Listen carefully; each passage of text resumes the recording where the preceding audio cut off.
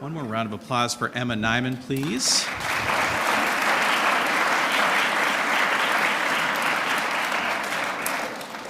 Emma, there's a lot of energy in this room this morning, and your music kind of helped us channel that, and I love the way everybody walked in nice and quietly.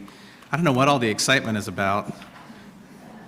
Last Friday in January, some kind of like sports contest this weekend, and we're dressed down, and there's a big crowd here to see today's speaker. I had to dress up so I could keep pace with him. Just want to make sure that we're looking okay up here. All right, some half birthdays. We actually have no full birthdays on this set of announcements, interesting.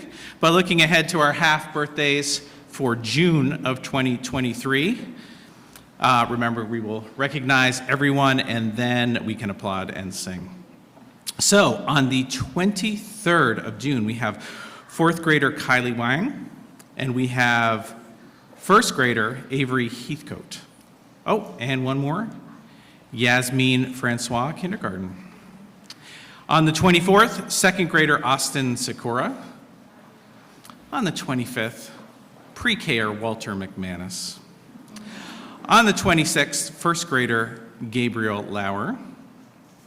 On the 27th, Layla Gilliard and Raylan Levin. On the 28th, we have fourth grader Jack Cabot, kindergartner Hudson Seaman, first grader Donnie Tracy. On the 29th, we have fourth grader Bennett Heathcote and first grader Amber McCarthy. On the 30th, we have sixth grader Kinsley Nolte, second grader Gracelyn Morera, and second grader Megan Morera. All right, now we can sing.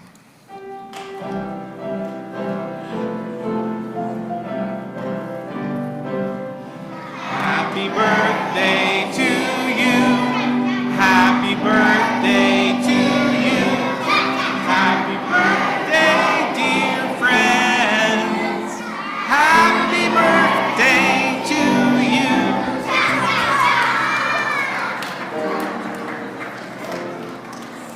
Where are these cha-cha-chas coming from? We don't cha-cha-cha. No cha-cha-chas in chapel. Happy half, you guys. You're halfway there. All right. Couple announcements. Middle school dance this evening at 7 p.m. I'm sure there'll be a quick change that happens. Different outfits, maybe? I don't know. Next week is CTP5 testing for grades 3 to 7. Good luck to all of you with that. Remember, this is a good opportunity to practice some of those test-taking skills, and the results will be shared with your families when they come back. And finally, join us on Saturday, February 4th from 10 to 11:30 for our Winter Carnival and Super Science Saturday. This is a great event. It's an admissions event, so current families are welcome to come if you bring with you if you bring with you another student or family that's interested in Montgomery. So that's your price of admission, is to bring somebody.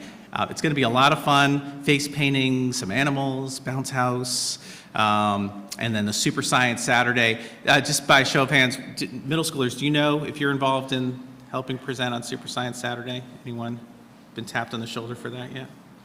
There's a few folks will probably be pulling in for that. All right, on to today's main event. Today's chapel speaker, Brady Herzog, could be called something like a lifer at Montgomery. He's in his 9th year. He started in 2014 as a kindergartner when Mrs. Canan taught kindergarten. He attended school with his sister until she graduated in 2020. But he's had the school to himself for middle school.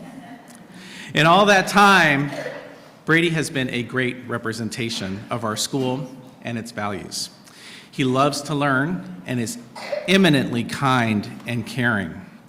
His teachers can't say enough about his ability to analyze, read, synthesize, and also to write. He's a valuable group member, for his ability to do the work independently and then apply his strong social and collaborative skills to putting things together. He truly thinks boldly, solves creatively, and above all else, leads compassionately. A great example of this is when Brady came to my office last spring to ask if he and another student on the baseball team could organize a fundraiser for Lazar LaPena, a 10-year-old little leaguer who died suddenly during a game. Brady has always been comfortable speaking to adults, and that's a testament to how at home he feels at Montgomery, but also how at home he feels in himself. It isn't just adults, though. Brady is warm and open with his peers, with younger students. I know many of you know Brady. He's hard to miss across campus.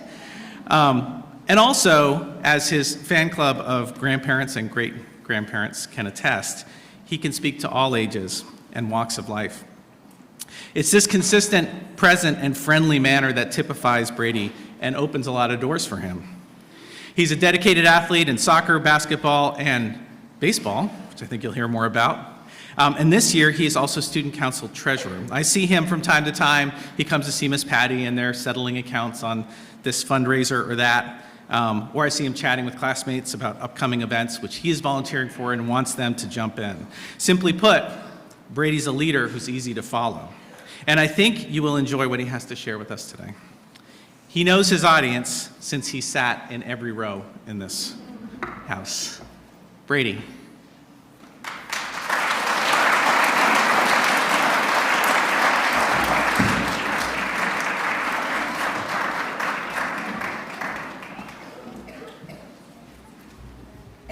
Thank you, Mr. McManus, for that kind introduction. Good morning, students, teachers, faculty, and guests. My name is Brady Herzog, and today I'll be talking about the great game of baseball.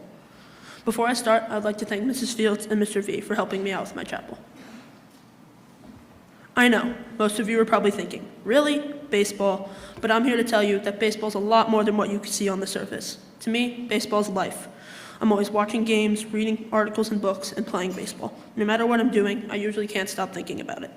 For example, almost every morning, I stop by Mr. Gonzalo's room to talk about trades, free agent signings, or games from the past few days. Going along with that, I'd like to ask you guys a question. Hang on. Okay. What do you think of when you hear the word baseball?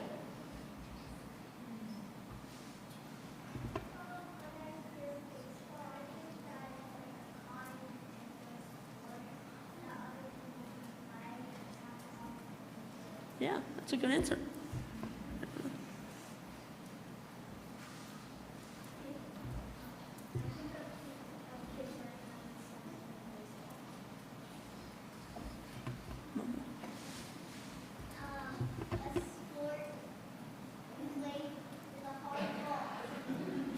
Good answer.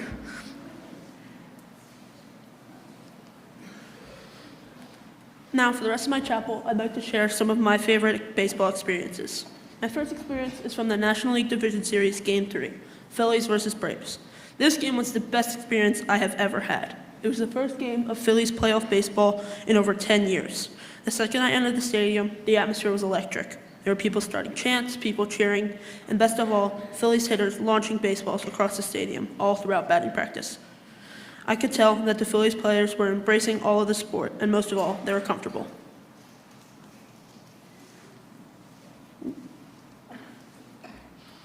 The next experience I'd like to talk about is when I went to Game 4 of the National League Championship Series, Phillies versus Padres.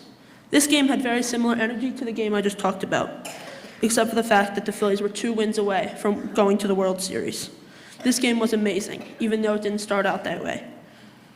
It started off with a 4-run first inning from the Padres. And I will admit, at that time, I was feeling a bit down. But all that changed after my favorite player on the Phillies, Rhys Hoskins, blasted a home run to deep left field to score 2 runs. And then Bryce Harper hit a double to bring another run in. After being down a couple of runs a few other times, the Phillies kept rallying back and ended up winning the game 10-6, mostly due to their 4-run 5th inning. This game taught me that if you're down, you always have a chance to get back up and keep fighting. My next experience is from the National League Championship Series Game 5. Although I wasn't at this game in person, I just could not leave it out. It had the most incredible moment I have ever seen in any sport, city, or country.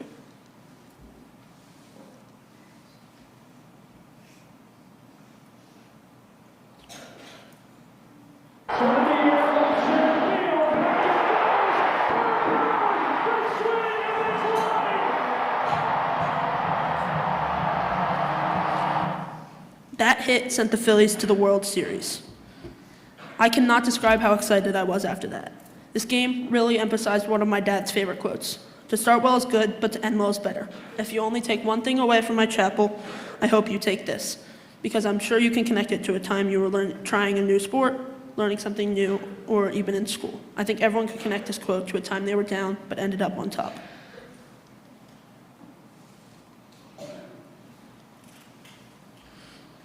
My next experience is from the World Series. As most of you know, this was not a great game for the Phillies. They lost 5-0 and finished the game off with 0 hits. So you're probably thinking, why is this one of your favorite experiences? Well, I have 2 words for you. World Series. Both of these teams were competing to be champions, and of course, being in Philly, the fans were excited and full of energy, even more than usual, and that's saying something. So you can imagine what the first 2 innings were like. The first 4 innings were scoreless and with the definition of a pitcher's duel. Aaron Nola, the starter for the Phillies, Aaron Nola, who allowed 4 hits and no runs throughout 4, and everyone was expecting a game that would be won in the 8th or 9th inning. But all that changed after the Astros had a 5-run 5th inning. And suddenly, the Phillies players seemed to have lost motivation. They were striking out on horrible swings, making errors in the field, and not hitting well. Although, as bad as this game was, I really enjoyed the experience I got from it, and it taught me that the end result isn't as important as the experience you have.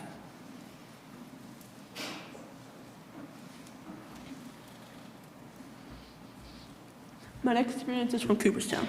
I love Cooperstown. As a fan of baseball, this is the coolest place to go. It has hundreds of historic artifacts, baseballs, bats, and best of all, 342 players, coaches, and umpires that have been cemented in history in Cooperstown.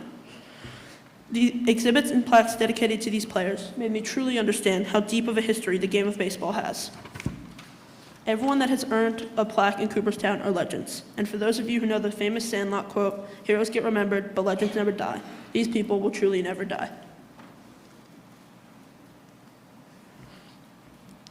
For my last experience, I would like to share with you is about at the Iron Pigs game that I went to with Mrs. Knaus in 2nd grade. For those of you that don't know, the Iron Pigs are one of the development teams for the Phillies. While I don't really remember the score, hits, or even who was playing, I still remember having fun and enjoying the game. I also remember getting a high five from Rhys Hoskins, my favorite player in the MLB, who about 2 or 3 weeks before he was called up to the Phillies. And since then, he has become one of my favorite players. This game taught me that everyone has to start at the bottom at some point, but it's how hard you work to get up to the top that matters.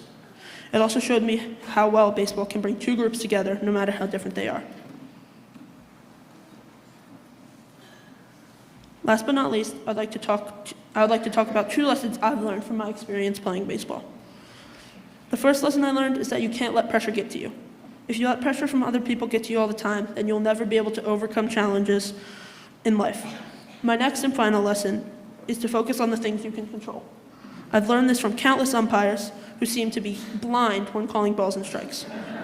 But I don't let this get to me while playing, because I know what the umpire calls are 100% out of my control. So I just adapt to the bad calls and learn to deal with them.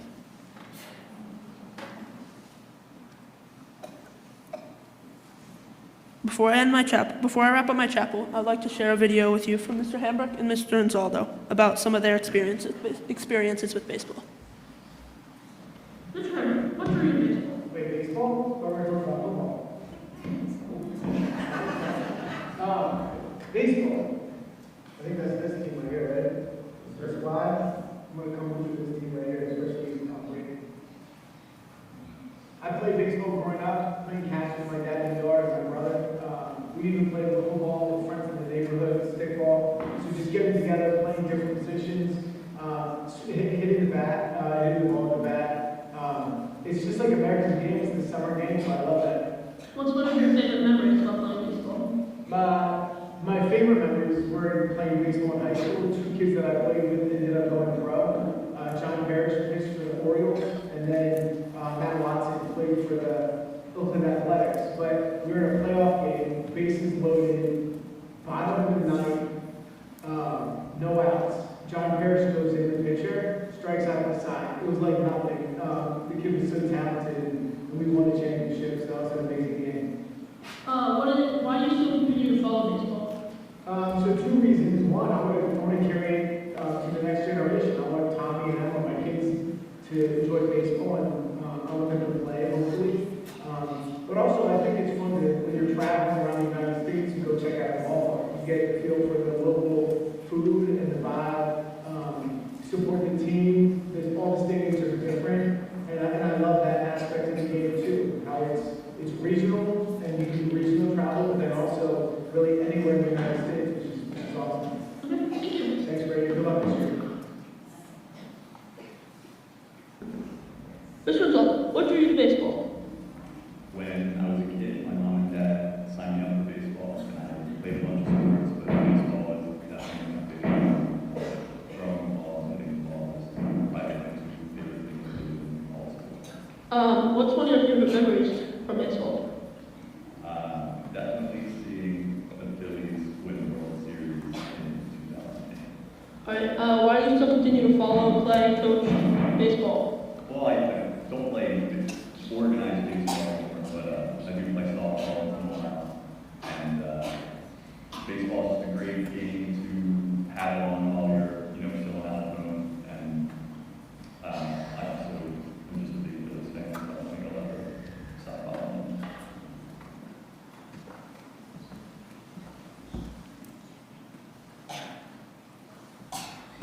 I would like to finish off my chapel with a quote from one of the greatest baseball players of all time. Talent may get you on the field, but it's effort and attitude that will keep you there. Ken Griffey Jr. Thank you everyone for listening to my chapel, and have a great rest of your day.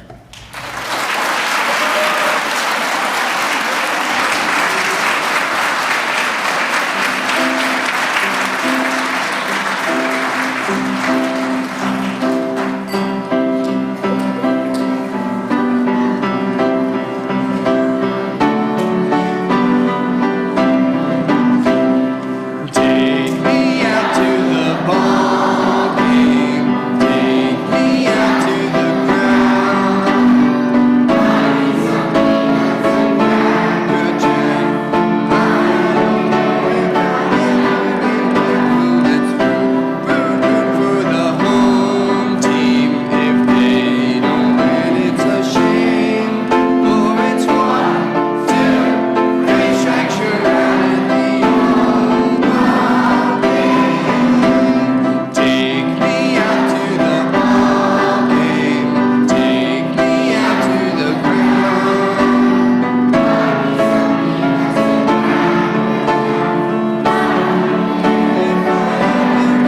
So let's root for the home team. If they don't win, it's a shame. It's 1, 2, 3 strikes, you're out in the old ball game.